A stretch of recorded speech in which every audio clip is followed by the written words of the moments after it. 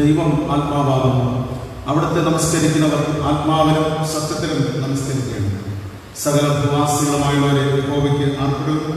സന്തോഷത്തോടെ യഹോവയെ സേവിപ്പിൻ, സംഗീതത്തോടെ അവിടുത്തെ സന്നിധിയിൽ വരുന്നു.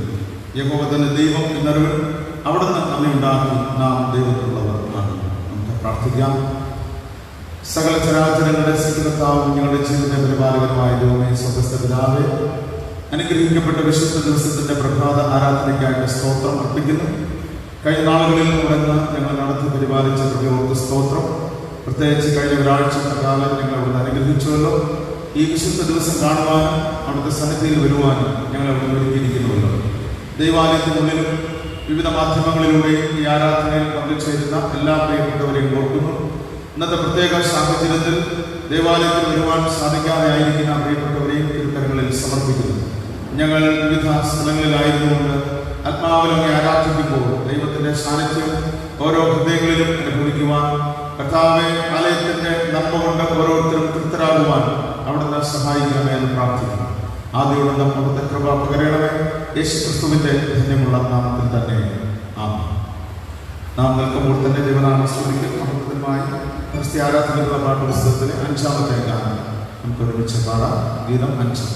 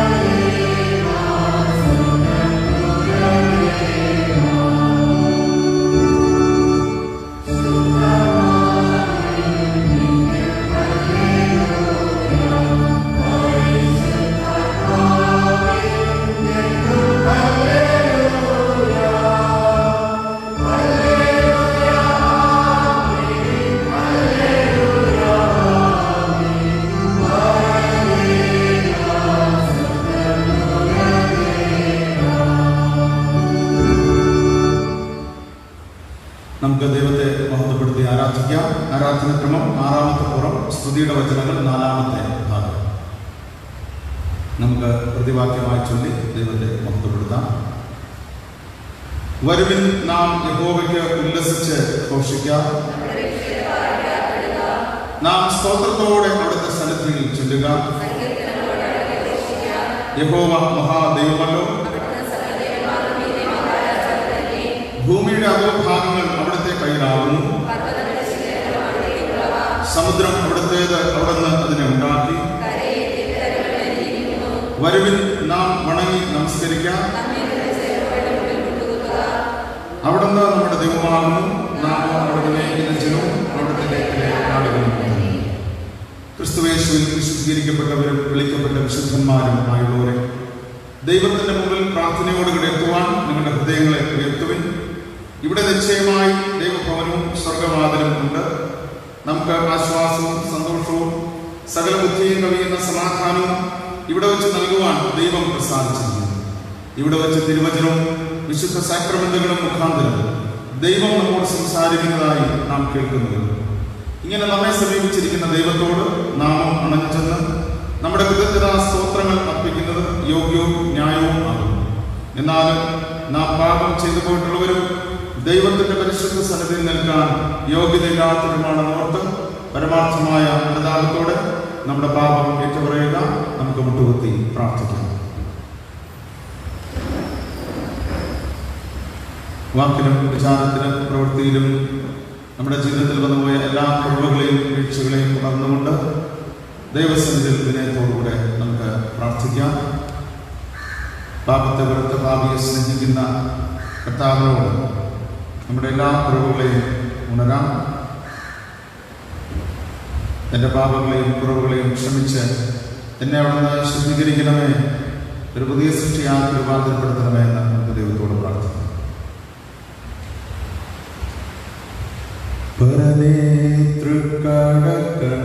നോക്കണമേ എന്റെ പാപ ദുഃഖമൊക്കെ തീർക്കണമേ, എന്റെ പാപ ദുഃഖമൊക്കെ തീർക്കണമേ. സ്ഥിരമില്ലാത്തവനെ പേടിയാതെ ഞാൻ ചെയ്ത കുറ്റം ഓർക്കാതെ, ഞാൻ ചെയ്ത കുറ്റം ഓർക്കാതെ, വഞ്ചക മനസ്സിനെ മാറ്റണമേ, എന്റെ നെഞ്ചകം നീ തുറക്കണമേ, എന്റെ നെഞ്ചകം നീ തുറക്കണമേ. വരനേ തൃക്കടക്കണ്ണ നോക്കണമേ, നിന്നെ പാപ ദുഃഖമൊക്കെ തീർക്കണമേ, നിന്നെ പാപ ദുഃഖമൊക്കെ തീർക്കണമേ. പാപത്തെ ക്ഷമിക്കണമെന്നുള്ള പ്രാർത്ഥനയോടെ ആരാധനക്രമം 10-ാം പ്രവൃത്തിയിൽ കാണുന്ന ഒന്നാമത്തെ പ്രാർത്ഥന ദൈവസന്നിധിയിൽ സമർപ്പിച്ച് നമുക്ക് ഒരുമിച്ച് പാപക്ഷമയ്ക്കായി പ്രാർത്ഥിക്കാം. ഞങ്ങളുടെ പിതാവായ ദൈവമേ, വാക്കിലും പ്രവൃത്തിയിലും വിചാരത്തിലും ഞങ്ങളുടെ വിരോധമായി പാപം ചെയ്തിരിക്കുന്നു. ഞങ്ങൾ പൂർണ്ണ മനസ്സോടെ ഞങ്ങളെ സ്നേഹിച്ചിട്ടില്ല, ഞങ്ങളെപ്പോലെ തന്നെ ഞങ്ങളുടെ അയൽക്കാരെയും സ്നേഹിച്ചിട്ടില്ല. ഞങ്ങളോട് കരുണയുണ്ടാകണമേ, ഞങ്ങളുടെ പാപം മാറ്റും, ഞങ്ങളെ ശുദ്ധീകരിക്കണമേ. ഞങ്ങളുടെ കർത്താവായ യേശുക്രിസ്തു മൂലം ഞങ്ങളുടെ പ്രാർത്ഥന കേൾക്കണമേ. ആമേൻ. സത്യമായി ക്രിസ്തുവിലേക്ക് തിരിയുന്നവരോടുള്ള ദൈവത്തിന്റെ കൃപാമൊഴിയെ കേൾക്കുന്നു. ഒരുത്തൻ പാപം ചെയ്തുവെങ്കിലോ നീതിമാനായ യേശുക്രിസ്തു എന്ന കാര്യസ്ഥൻ നമ്മുടെ പിതാവിന്റെ അടുത്തുണ്ട്. അവിടെ നിന്ന് നമ്മുടെ പാപങ്ങൾക്ക് പ്രായശ്ചിത്തമാകുന്നു, നമ്മുടേതിന് മാത്രമല്ല സർവ്വലോകത്തിന്റെ പാപത്തിനും തന്നെ. എന്റെ നിമിത്തം ഞാൻ തന്നെ നിന്റെ അതിക്രമങ്ങൾ മായ്ച്ചു കളയുന്നു, നിന്റെ പാപങ്ങൾ ഞാൻ ഓർക്കുകയില്ല എന്ന് യഹോവയായ ദൈവം അരുളിച്ചെയ്യുന്നു. സർവശക്തനും കരുണയുള്ളവനുമായ കർത്താവ് പാപമോചനവും മാപ്പും ജീവിതം പുതുക്കുന്നതിനുള്ള അവസരവും പരിശുദ്ധാത്മാവിന്റെ കൃപയും ആശ്വാസവും നമുക്ക് എല്ലാവർക്കും നൽകുമാറാകട്ടെ. ആമേൻ. ദൈവം നൽകിയിരിക്കുന്ന പാപക്ഷമയ്ക്കായും ദൈവം നൽകുന്ന എല്ലാ നന്മകൾക്കും അനുഗ്രഹങ്ങൾക്കായും ദൈവത്തിന്റെ സ്തോത്രം അർപ്പിച്ചുകൊണ്ട് ആരാധനക്രമം 15-ാം പ്രവൃത്തിയിൽ കാണുന്ന സ്തോത്ര പ്രാർത്ഥനകളിൽ നമുക്ക് പങ്കുചേരാം. ഓരോ അപേക്ഷയുടെ പിന്നാലെ ഞങ്ങൾ അങ്ങയെ സ്തുതിക്കുന്നു എന്ന് സഭയായി നമുക്ക് ദൈവത്തിന് നന്ദിയും സ്തോത്രവും കരയറ്റാം.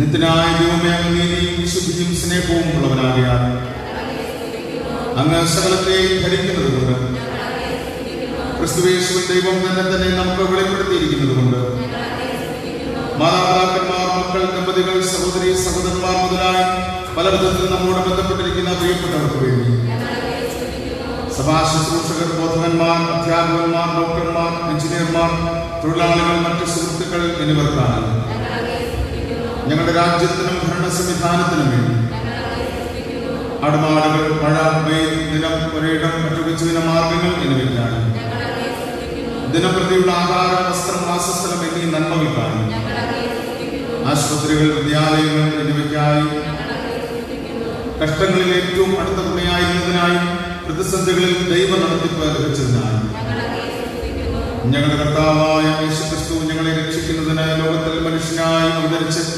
ജീവിച്ച് മരിച്ച് ഉയർത്തെഴുന്നേറ്റ് വീണ്ടും ജീവിക്കുന്നതിനായി, ദൈവവചനം എന്ന വിശിഷ്ട ദാനത്തിനായി, ദൈവം നമുക്ക് നൽകുന്ന പാപക്ഷമയ്ക്കായി, ക്രിസ്തുവിൽ ലഭിക്കുന്ന സമൃദ്ധിയായ ജീവനായി, നാം അനുഭവിക്കുന്ന നിത്യജീവന്റെ പ്രത്യാശയ്ക്കായി നമുക്ക് ഒരുമിച്ച് പ്രാർത്ഥിക്കാം. സ്നേഹമുള്ള പിതാവായ ദൈവമേ, അങ്ങയുടെ നന്മയിലായപ്പോഴും ആശ്രയിക്കുവാൻ നിങ്ങൾക്ക് കൃപ ചെയ്യണമേ. അങ്ങ് ഞങ്ങൾക്ക് സദാ സമീപസ്ഥനാകുന്നുവെന്നും അവിടുത്തെ സ്നേഹം ഞങ്ങൾ ഒരിക്കലും കൈവിടുകയില്ലെന്നും സർവകാലത്തും നിത്യജീവൻ ഞങ്ങളുടെ അഭയസ്ഥാനമാകുന്നു എന്നും വിശ്വസിക്കുവാൻ കൃപ വേണമേ. തികഞ്ഞ പരമാർത്ഥതയോടെ അവിടുത്തെ പിന്തുടരുവാൻ പ്രശാന്തവും സന്തത്വവുമായ മനസ്സോടുകൂടെ അവിടുത്തെ ഇഷ്ടം ചെയ്ത് തിരുനാമത്തെ മഹത്വപ്പെടുത്തുവാൻ ശക്തിയുള്ളവരാക്കി തീർക്കണമെന്ന് യേശുമൂലം അപേക്ഷിക്കുന്നു. ആമേൻ. നമുക്കെല്ലാവർക്കും ചിന്തിക്കാം. 219 ഗാനം നമുക്ക് ഒരുമിച്ച് ചേർന്നതാണ്. 219 ഗാനം.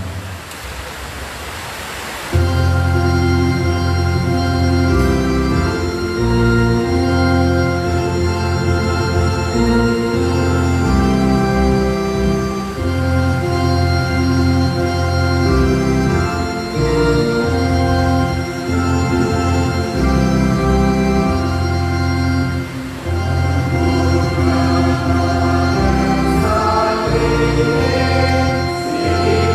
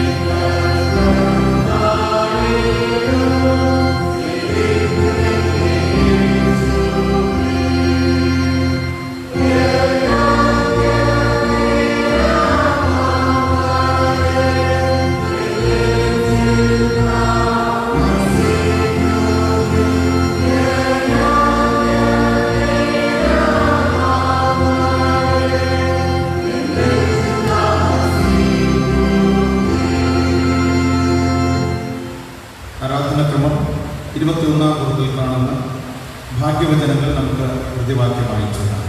നമ്മുടെ വാഴ്ത്തപ്പെട്ട കർത്താവ് തൻ്റെ ശിഷ്യന്മാർക്ക് നൽകിയ ഭാഗ്യവചനങ്ങൾ നമുക്ക് പ്രതിവാക്യമായി ചൊല്ലാം. ആത്മാവിൽ ദരിദ്രരായവർ ഭാഗ്യവാന്മാർ, ദുഃഖിക്കുന്നവർ ഭാഗ്യവാന്മാർ, സൗമ്യതയുള്ളവർ ഭാഗ്യവാന്മാർ, നീതിക്ക് വിശന്ന് ദാഹിക്കുന്നവർ ഭാഗ്യവാന്മാർ, കരുണയുള്ളവർ ഭാഗ്യവാന്മാർ, ഹൃദയശുദ്ധിയുള്ളവർ ഭാഗ്യവാന്മാർ, സമാധാനം ഉണ്ടാക്കുന്നവർ ഭാഗ്യവാന്മാർ, നീതി നിമിത്തം ഉപദ്രവിക്കപ്പെടുന്നവർ ഭാഗ്യവാന്മാർ. കർത്താവെ, പ്രകാരം ജീവിക്കുവാൻ ഞങ്ങളെ സഹായിക്കണമേ. അപ്പോസ്തല വിശ്വാസ പ്രമാണത്തിന്റെ വാക്കുകളിൽ നമ്മുടെ വിശ്വാസം സ്വീകരിച്ച് പ്രഖ്യാപിക്കാം. സർവശക്തിയുള്ള പിതാവാണ്, ആകാശത്തെയും ഭൂമിയെയും സൃഷ്ടിക്കാൻ ദൈവത്തിൽ ഞാൻ വിശ്വസിക്കുന്നു. ദൈവത്തിന്റെ ഏകനാമത്തിൽ നമ്മുടെ കർത്താവായ യേശുക്രിസ്തുവിലും ഞാൻ വിശ്വസിക്കുന്നു. അവിടെ പരിശുദ്ധാത്മാവാൻ ജനിച്ചു, ഉദ്ദേശിക്കപ്പെട്ടു, കുരിശിൽ തറയ്ക്കപ്പെട്ടു, മരിച്ചു അടക്കപ്പെട്ടു. അവിടുന്ന് മരിച്ചവരിലേക്ക് ഇറങ്ങി 3-ാം ദിവസം ഉയർത്തെഴുന്നേറ്റു. അവിടുന്ന് സ്വർഗ്ഗത്തിലേക്ക് കയറി സർവശക്തിയുള്ള പിതാവായ ദൈവത്തിന്റെ വലത്ത് ഭാഗത്ത് ഇരിക്കുന്നു. അവിടുന്ന് ജീവനുള്ളവരെയും മരിച്ചവരെയും ന്യായവിധിക്കാൻ വരികയും ചെയ്യും. പരിശുദ്ധാത്മാവിനെ ഞാൻ വിശ്വസിക്കുന്നു. വിശുദ്ധ കാതോലിക സഭയിലും വിശുദ്ധന്മാരുടെ സംഘത്തിലും പാപമോചനത്തിലും മരിച്ചവരുടെ പുനരുത്ഥാനത്തിലും നിത്യജീവനിലും ഞാൻ വിശ്വസിക്കുന്നു. നമുക്ക് ഇരിക്കാം. ഇപ്പോൾ ഇന്നത്തേക്കുള്ള പാഠഭാഗങ്ങൾ നമുക്ക് വായിച്ചു.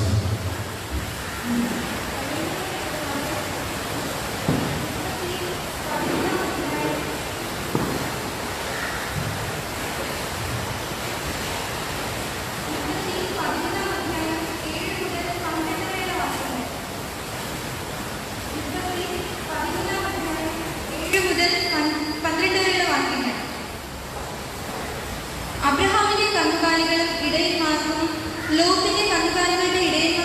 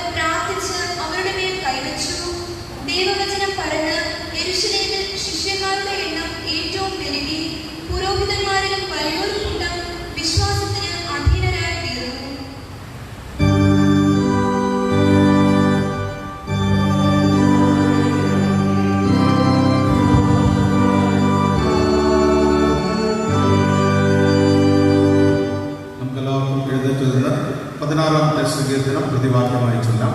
സങ്കീർത്തനം 16.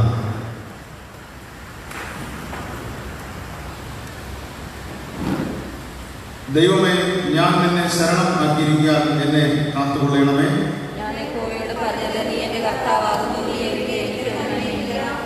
ഭൂമിയിലെ വിശുദ്ധന്മാരോ അവർ എനിക്ക് പ്രസാദമുള്ള ശ്രേഷ്ഠന്മാർ തന്നെ.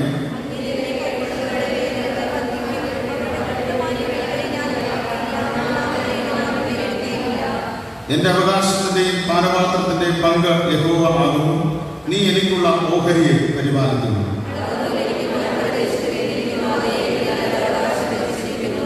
എനിക്ക് ബുദ്ധി ഉപദേശിക്കുന്ന യഹോവയെ ഞാൻ വാഴ്ത്തും. രാത്രികാലങ്ങളിലും എന്റെ അന്തരംഗം എന്നെ ഉപദേശിക്കുന്നു.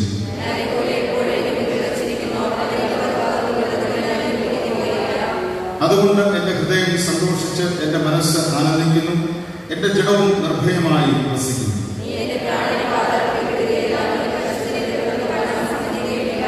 ജീവന്റെ വഴി നീ എനിക്ക് കാണിച്ചു തരും. നിന്റെ സന്നിധിയിൽ സന്തോഷ പരിപൂർണതയും നിന്റെ വലത്തെ ഭാഗത്ത് എന്നും പ്രബോധനവും.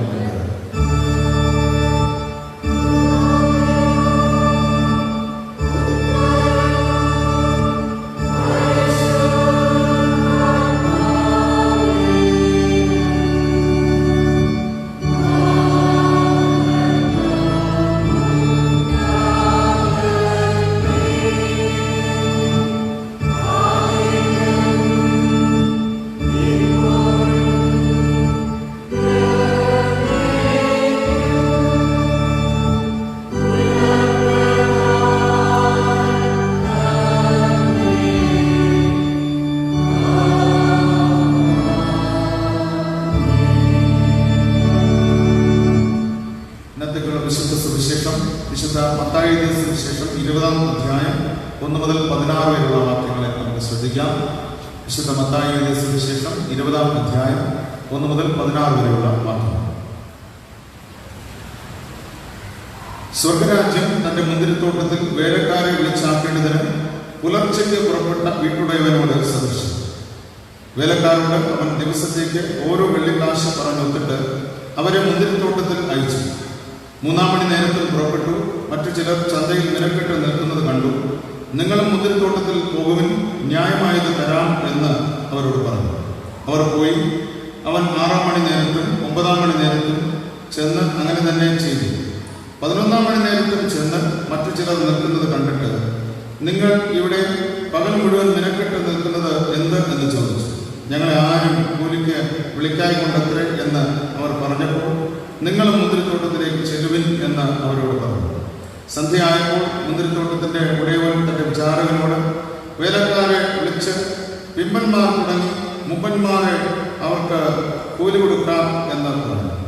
അങ്ങനെ 11-ാം മണി നേരത്ത് വന്നവർ ചെന്ന് ഓരോ വെള്ളിക്കാശ് വാങ്ങി. മുമ്പന്മാർ വന്നപ്പോൾ തങ്ങൾക്ക് അധികം കിട്ടും എന്ന് നിരൂപിച്ചു. അവർക്കും ഓരോ വെള്ളിക്കാശ് കിട്ടും. അത് വാങ്ങിയിട്ട് അവർ വീട്ടുടയവന്റെ നേരെ വെറുവെറുത്തു. ഈ പിമ്പന്മാർ 1 മണി നേരം മാത്രം വേല ചെയ്തിട്ടും നീ അവരെ പകലത്തെ ഭാരവും വെയിലും വഹിച്ച ഞങ്ങളോട് സമന്മാരാക്കിയല്ലോ എന്ന് പറഞ്ഞു. അവരിൽ ഒരുത്തനോട് അവൻ ഉത്തരം പറഞ്ഞത്, സ്നേഹിത, ഞാൻ നിന്നോട് അന്യായം ചെയ്യുന്നില്ല. നീ എന്നോട് 1 പണം പറഞ്ഞില്ലയോ? നിന്റേത് വാങ്ങി ഉൾക്കൊള്ളുക. നിനക്ക് തന്നതുപോലെ ഈ പിമ്പനം എടുപ്പാൻ എനിക്ക് മനസ്സ്. എനിക്കുള്ളതിനെ കൊണ്ട് മനസ്സുപോലെ ചെയ്യുവാൻ എനിക്ക് ന്യായമില്ലയോ? ഞാൻ നല്ലവൻ ആകുകൊണ്ട് നിന്റെ കണ്ണ് കടിക്കുന്നുവോ? ഇങ്ങനെ പിമ്പന്മാർ മുമ്പന്മാരും മുമ്പന്മാർ പിമ്പന്മാരും ആണ്.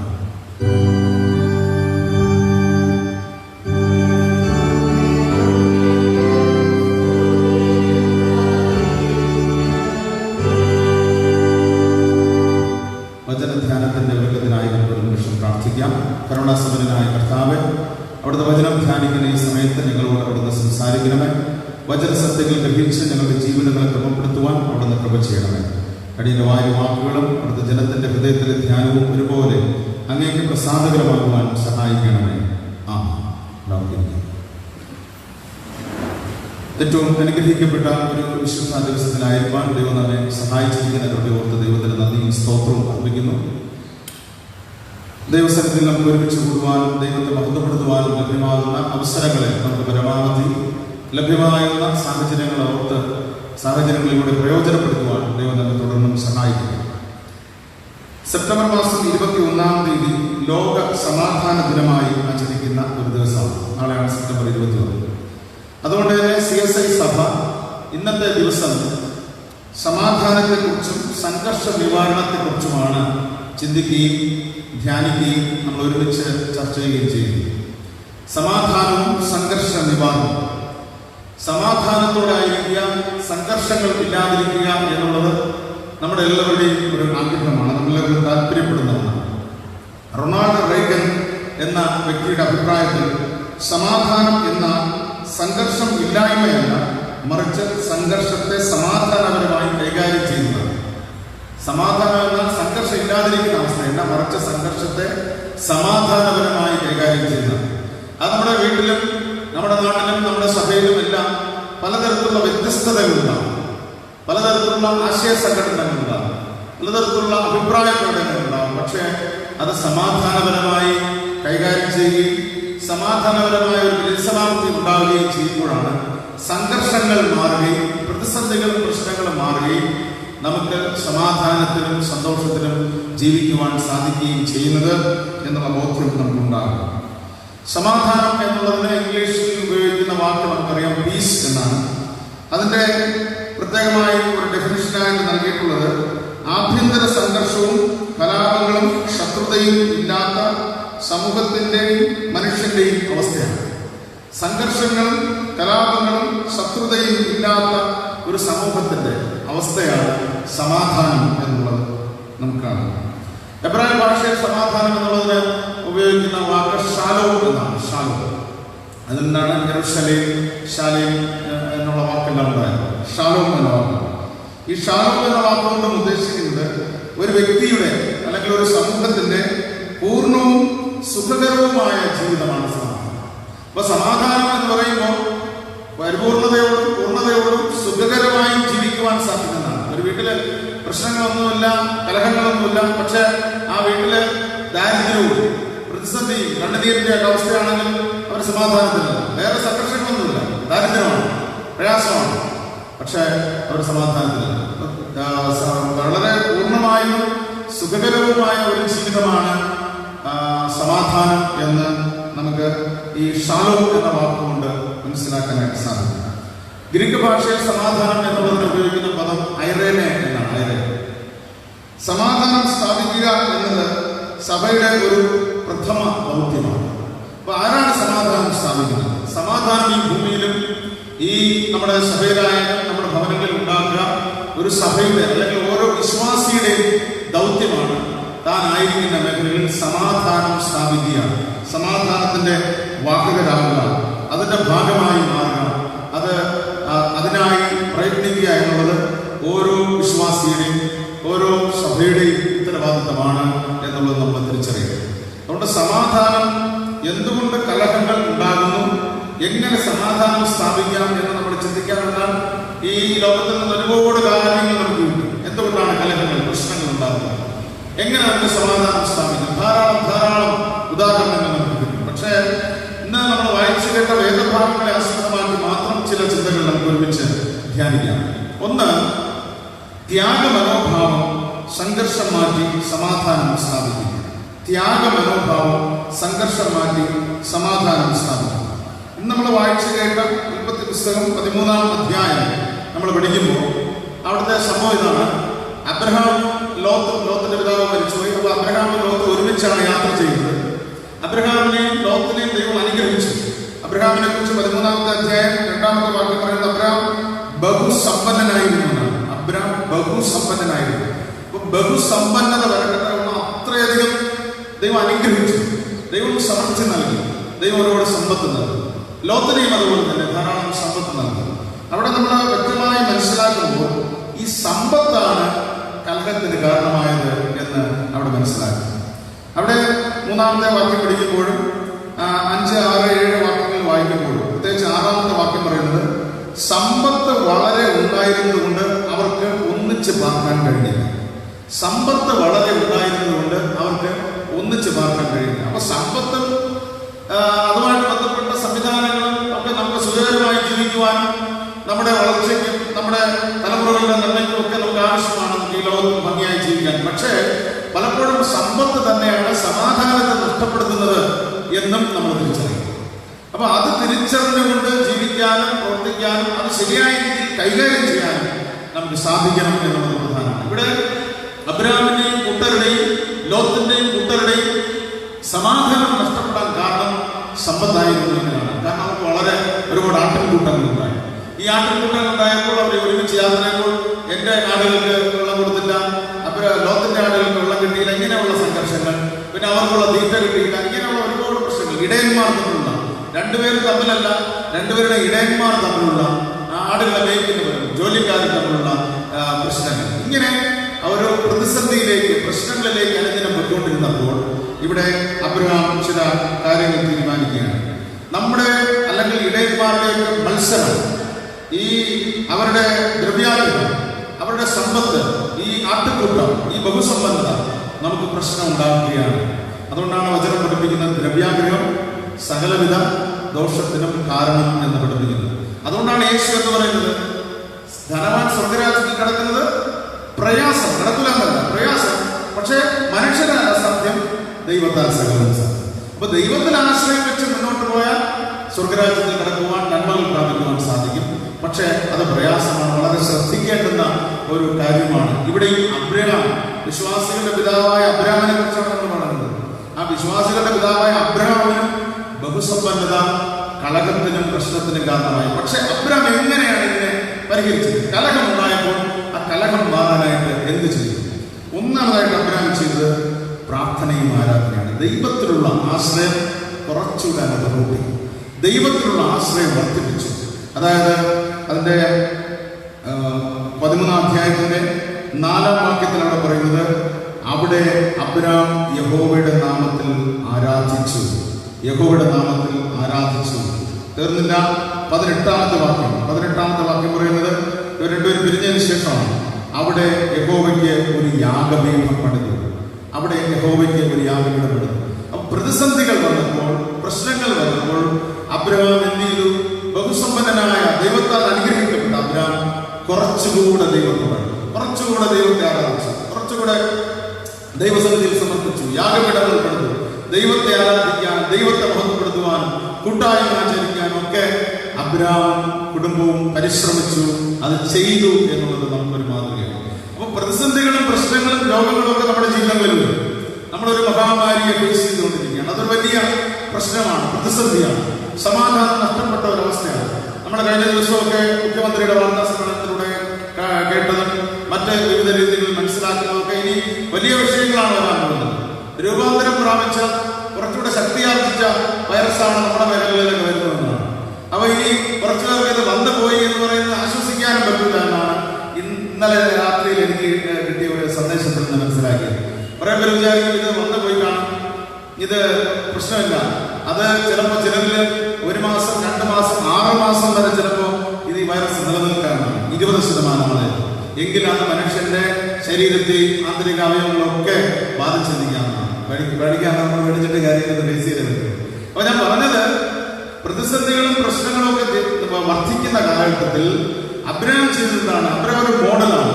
ദൈവത്തോട് കുറച്ചുകൂടെ അടുത്ത് ആരാധിച്ചു, യഹോവയുടെ നാമത്തിൽ ആരാധിച്ചു, യാഗപീഠം പണിത് ദൈവത്തെ ആരാധിച്ചു, ദൈവത്തോട് പ്രാർത്ഥിച്ചു. അപ്പൊ യാഗപീഠം പണിതു എന്ന് പറഞ്ഞാൽ അതിന്റെ അർത്ഥം ദൈവാലയത്തിന്റെ ഒരു ചിന്തയാണ്. യഹോവയുടെ നാമത്തിൽ ആരാധിച്ചു എന്ന് പറഞ്ഞാൽ അതിന്റെ അർത്ഥം വ്യക്തിപരമായി ദൈവത്തെ ആരാധിച്ചു. ഈ 2 രീതിയിൽ നമുക്ക് തന്നെ കാണാം. ഒന്ന് വ്യക്തിപരമായ പ്രാർത്ഥനയും ആരാധനയും, മറ്റൊന്ന് ദൈവാലയത്തിലുള്ള പ്രാർത്ഥനയാണ്. യാഗപീഠം എന്നുള്ള ഉദ്ദേശിച്ചതിന്റെ പരിഷ്കരിച്ച പതിപ്പാണ് ദൈവാലയത്തിന്റെ അൾത്താരം. അപ്പൊ ദൈവത്തെ ആരാധിക്കാനും ദൈവത്തോട് പ്രാർത്ഥിക്കുവാനും ദൈവസന്നിധിയിൽ വിലയപ്പെടാനും അബ്രഹാം തയ്യാറായി. മറ്റൊരു കാര്യം അബ്രഹാം ചെയ്തതിന്റെ 8-ാമത്തെ വാക്യത്തിൽ സമാധാനത്തിനായിട്ടുള്ള ഒരു പരിശ്രമം നടത്തുകയാണ് അബ്രഹാം. 8-ാം വാക്യം ഇങ്ങനെയാണ്. അബ്രഹാം ലോത്തിനോട് പറയുകയാണ്, എനിക്കും നിനക്കും എന്റെ ഇടയന്മാർക്കും നിന്റെ ഇടയന്മാർക്കും തമ്മിൽ പിണക്കം ഉണ്ടാകരുതേ, നാം സഹോദരന്മാരല്ലോ. നമ്മൾ തമ്മിൽ പിണക്കം ഉണ്ടാവാനായിട്ട് പാടില്ല. അപ്പൊ കലഹത്തിന്റെ സാഹചര്യം വന്നപ്പോൾ അബ്രഹാം സാധാരണ നിലയ്ക്ക് അബ്രഹാം ചെയ്യും. അബ്രഹാമാണെങ്കിൽ ലോകത്തിനോട് ചോദിച്ചു, ഞാനാണെന്നറിയാം, നിന്നെ വളർത്തിയത് ഞാനാണ്, നിന്നെ കൊണ്ടുവന്നതാണ്, ഇതൊക്കെ ചെന്ന് തന്നതാണ്, നിന്റെ ഇടയന്മാരോട് ഉണ്ടായിരിക്കാൻ പറഞ്ഞു, ഇല്ലെങ്കിൽ അവരെ പറഞ്ഞു വിടും. അപ്പൊ ലോകത്തിനോട് തിരിച്ച് അങ്ങോട്ടൊക്കെ ഡയലോഗിക്കാം. പ്രശ്നങ്ങൾ സങ്കീർണമാണ്. പക്ഷെ അബ്രഹാം പറയുന്നത് എന്താണ്? നാം സഹോദരന്മാരല്ലോ. നിന്റെ ഇടയന്മാർക്കും നമ്മുടെ ഇടയന്മാർക്കും പ്രശ്നങ്ങളുണ്ട്. പക്ഷേ ഇത് പരിഹരിക്കപ്പെടണം. കാരണം നമ്മൾ സഹോദരന്മാരല്ലോ. അപ്പോ കലഹം മാറ്റാൻ, ഐക്യത്തിനായി, സ്നേഹത്തിനായിട്ടുള്ള ഒരു പരിശ്രമം അബ്രഹാം മുന്നിട്ട് എടുക്കുകയാണ്. പിണക്കം ഉണ്ടാകരുതേ, നമ്മൾ സഹോദരന്മാരല്ലോ എന്ന് അബ്രഹാം പറയുന്നു. മൂന്നാമതായിട്ട് 13-ാം അധ്യായം 9-ാമത്തെ വാക്യത്തിൽ അബ്രഹാം ചെയ്യുന്ന ഒരു വലിയ കാര്യമുണ്ട്, വലിയ സംഭവമാണ്. എന്താണ്? നേട്ടമെന്നും നല്ലതെന്നും നന്മയെന്നും തോന്നുന്നതിനെ വിട്ടുകൊടുക്കാൻ, ത്യാഗം ചെയ്യാൻ, ത്യജിക്കാൻ അബ്രഹാം തയ്യാറാണ്. അബ്രഹാം ലോകത്തോട് പറയാണ്, ഇത് നമുക്ക് ഒരുമിച്ച് പോകാൻ പാടാണ്. കാരണം നമ്മുടെ സമ്പത്ത് കൈകാര്യം ചെയ്യാൻ ബുദ്ധിമുട്ടാണ്, നമ്മുടെ ആടുമാടുകളെ കൈകാര്യം ചെയ്യാൻ ബുദ്ധിമുട്ടാണ്. അതുകൊണ്ട് ഒരു ഉയർന്ന സ്ഥലത്ത് നിർത്തിയിട്ട് അബ്രഹാം ലോകത്തിനോട് പറയുകയാണ്, ഏത് സ്ഥലം വേണം നമുക്ക് തിരഞ്ഞെടുത്തോളൂ. നീ ഇടത്തോട്ടെങ്കിൽ ഞാൻ വലത്തോട്ട് പോയിക്കൊള്ളാം, നീ വലത്തോട്ടെങ്കിൽ ഞാൻ ഇടത്തോട്ട് പോയിക്കൊള്ളാം, നിനക്ക് ഇഷ്ടമുള്ളത് തിരഞ്ഞെടുക്കാം. ഇവിടെ അബ്രഹാം ആദ്യം പറഞ്ഞില്ല, ഞാൻ ഇത്രയും കാലം ഇങ്ങനെയൊക്കെയാണ്, ഞാൻ നിന്റെ ഒരു മൂത്ത സഹോദരനാണ്, നിന്റെ ഒരു പിതാവിന് തുല്യമാണ്, അതുകൊണ്ട് ഈ സ്ഥലമല്ല ഞാൻ എടുത്തോളാം, ഈ സ്ഥലമല്ല നീ എടുത്തോന്ന് അബ്രഹാം അധികാരം പറഞ്ഞില്ല. അബ്രഹാം ത്യജിക്കാൻ തയ്യാറായി. അബ്രഹാം പറഞ്ഞു, നിനക്കിഷ്ടമുള്ളത് ചോയ്സ് ലോകത്തിനൊടുകയാണ്. ലോകത്ത് കണ്ടുവന്ന് നോക്കിയ ബന്ധമുണ്ട്. അവിടെ നമ്മള് 14-15 വാക്യങ്ങൾ പറയുന്നത്, 11-12 വാക്യങ്ങൾ, അവിടെ യഹോവയുടെ തോട്ടം പോലെയുള്ള ഒരു സ്ഥലമായിരുന്നു യോർദാൻ അരികെയുള്ള പ്രദേശം. 10-ാം വാക്യം, അത് സൊദോം ഗൊമോറ പട്ടണത്തെ നശിപ്പിക്കുന്നതിനുമാണ്. യഹോവയുടെ തോട്ടം പോലെയുള്ള നീരോട്ടമുള്ള പ്രദേശം. അപ്പൊ പച്ചപ്പും നീരോട്ടമുള്ള പ്രദേശം ആര് തിരഞ്ഞെടുക്കുന്നു? ലോകത്ത് തന്നെ. അതിനുള്ള ത്യാഗമനോഭാവം, അത് ലോകത്തിന് നൽകാനുള്ള മനോഭാവം ആര് കാണിച്ചു? അബ്രഹാം കാണിച്ചു. ചിലതൊക്കെ ത്യജിക്കാനും, ചിലതൊക്കെ വിട്ടുകൊടുക്കാൻ, ചിലതൊക്കെ സഹിക്കാനും തയ്യാറാകുമ്പോൾ മാത്രമേ സമാധാന അന്തരീക്ഷം സാധ്യമാകുള്ളൂ. അത് നമ്മുടെ വീട്ടിനകത്തായാലും ശരി തന്നെ, നമ്മുടെ സഭയിലായാലും ശരി തന്നെ, സമൂഹത്തിലായാലും എവിടെയായാലും ചിലതൊക്കെ വിട്ടുകൊടുക്കാനും, ചിലതൊക്കെ ത്യജിക്കാനും, ചിലതൊക്കെ സഹിക്കാനും, ഭാര്യാഭർത്താക്കന്മാർ തമ്മിൽ, മക്കളും മാതാപിതാക്കളും തമ്മിൽ, സഹോദരങ്ങൾ തമ്മിൽ, അയൽവാസികൾ തമ്മിൽ, ബന്ധുക്കൾ തമ്മിൽ ചിലതൊക്കെ സഹിക്കാനും, പൊറുക്കാനും, വിട്ടുകൊടുക്കാനും, ത്യജിക്കാനും തയ്യാറാകുമ്പോഴാണ് സമാധാനം സാധ്യമാകുന്നത്. 1 ആരാധനയുടെ, പ്രാർത്ഥനയുടെ അനുഭവം, 2 സമാധാനത്തിനായിട്ടുള്ള പരിശ്രമങ്ങൾ, 3 ത്യജിക്കാനുള്ള അനുഭവം, ത്യാഗ മനോഭാവം സംഘർഷത്തെ മാറ്റി സമാധാനം സ്ഥാപിക്കുന്നു. രണ്ടാമതായി ശുശ്രൂഷ മനോഭാവം സംഘർഷം മാറ്റി സമാധാനം സ്ഥാപിക്കുന്നു. ശുശ്രൂഷ മനോഭാവം ഇന്ന് നമ്മൾ വായിച്ചു കേട്ട അപ്പോസ്തലന്മാരുടെ പ്രവൃത്തികളുടെ പുസ്തകം, അതിന്റെ 6-ാമത്തെ അധ്യായത്തിലേക്ക് വരുമ്പോൾ അവിടെ 6-ാമത്തെ അധ്യായം നമ്മൾ പറയുന്ന ആദിമസഭയുടെ ചരിത്രം എന്നുള്ളതാണ്. ആദിമസഭയുടെ ചരിത്രം എന്ന് പറയുന്നത് വിശ്വാസത്തിലേക്ക് വന്നതേ ഉള്ളൂ. വിശ്വാസത്തിലേക്ക് വന്ന് ദൈവത്തെ ആരാധിക്കുക, രഹസ്യമായി ആരാധിക്കുന്ന സ്ഥലങ്ങളുണ്ട്. മലകൾ, പാറകളുടെ ഈ വെട്ടിയ പ്രത്യേക ഗുഹകൾക്ക് ആരാധിക്കുന്ന സ്ഥിതിയുണ്ട്. കാരണം പലതരത്തിലുള്ള ഭീഷണികളുണ്ട്. അങ്ങനത്തെയൊക്കെ ഒരു സാഹചര്യത്തിലും ഒരു സഭയുടേതായ സ്ട്രക്ചർ പൂർണ്ണമായി വന്നില്ല. ആ സമയത്തും എബ്രായ ഭാഷയും അരാമ്യ ഭാഷയും സംസാരിക്കുന്ന ക്രിസ്ത്യാനികളും യവന ഭാഷ, ഗ്രീക്ക് ഭാഷ സംസാരിക്കുന്ന ക്രിസ്ത്യാനികളും തമ്മിലുള്ള ഒരു ക്ലാഷ് ഉണ്ടാവുകയാണ്.